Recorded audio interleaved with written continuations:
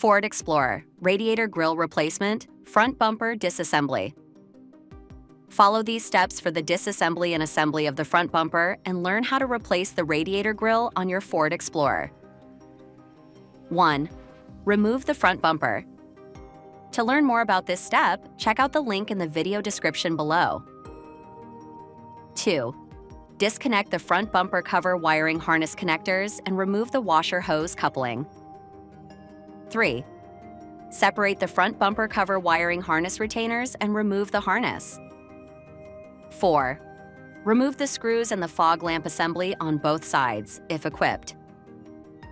5. Make sure that the isolator rings are installed correctly while installing the sensors. Remove the front parking aid sensor, if equipped.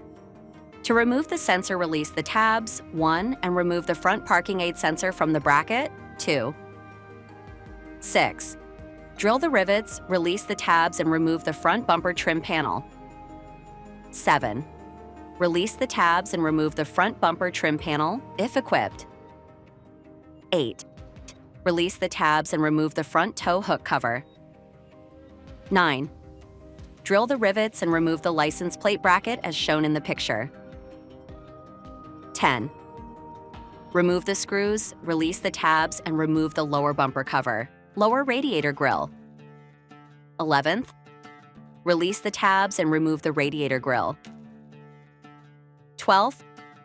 Release the tabs and remove the fog lamp bezel on both sides of the bumper. 13. Drill the rivets and remove the front bumper cover defender bracket. You have to do this on both sides of the bumper. 14. Remove the push nuts, release the tabs, and remove the radiator grille reinforcement. 15.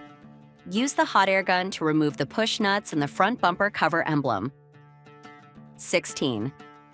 Remove the screws in the camera bracket assembly, if equipped. 17.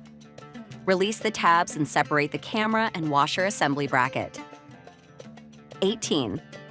Release the tabs and remove the camera washer nozzle. To assemble, simply follow the disassembly steps in reverse order. Thank you for watching. If you found it helpful, support the channel, become a sponsor now. In the comments, describe any difficulties you faced and whether you were able to solve the issue on your own.